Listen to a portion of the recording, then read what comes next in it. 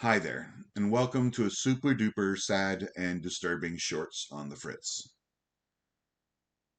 I hate how I get excited over loud booms, bright flashes, and going fast. Really fast.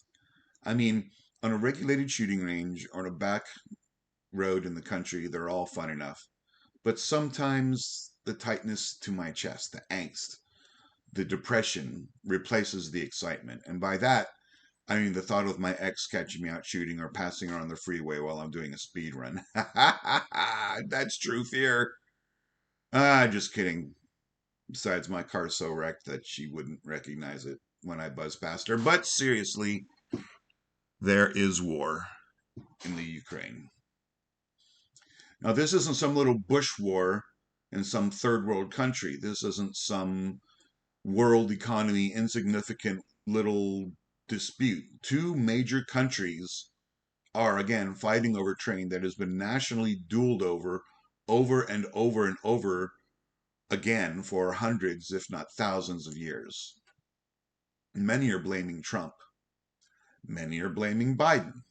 I, however, since I was married for a quarter century, have learned to take the blame game far, far, far beyond the today and blame past generations for any kind of malfeasance. Therefore, I blame George Herbert Walker Bush. What a Herbert. Yeah, Herbert. Herbert. Anyways, you see, back in the 1980s up to the 2000s, the Middle East and the world was, for that matter, well, not quiet, but quieter than it is today. Then little old George W. got it in his head to invade and perform regime change in Iraq. Why? Why? Iraq was not a threat to us. He claimed that they had weapons of mass destruction, but so what? He wasn't threatening to use them on the US. He was threatening to destroy Israel. And if there's one thing we've all learned since its formation in the 1950s, it's that Israel can take care of herself. Let Israel handle it.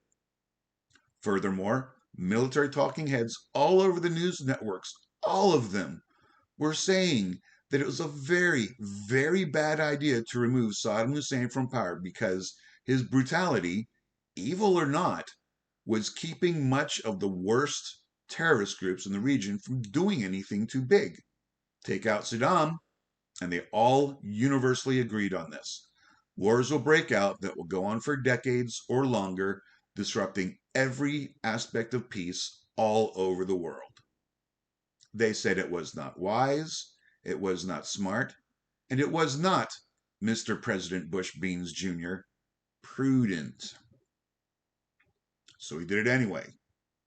I mean, hey, come on, how is our military industrial complex going to thrive if we don't have ongoing war around the world between nations that are none of our business? So war led to insurgency, which led to uprising, which led to rebellion, which led to instability, which led to weakness, which led to this. To those who say it would have happened anyways, I say there's no way to know that. To those who blame Trump, he wasn't in office when it happened. It's been a year now. Let it go. Finally, those who blame Biden, a little, maybe. But come on, man, he's just a pawn. And beating down Corn Pop was that man's heyday of justice. No, sir. The Ukraine war started in 2003 when U.S. ships, armor, and warplanes rolled into and over Iraq. Ships rolling into Iraq, you know what I mean. Look, so I wrote my congressman. I don't remember who it was, but I told him not to go to war in Iraq. Evidently, I was ignored. I've messaged Biden this week and all his cronies on Twitter not to send U.S. troops to war in Ukraine. We'll see how that goes. So, yeah. In conclusion, Russo-Ukraine war, our fault, but sorry, not our war. If you don't want U.S. troops to go to war in Ukraine, then call, email, or DM your favorite government federal leaders and tell them so.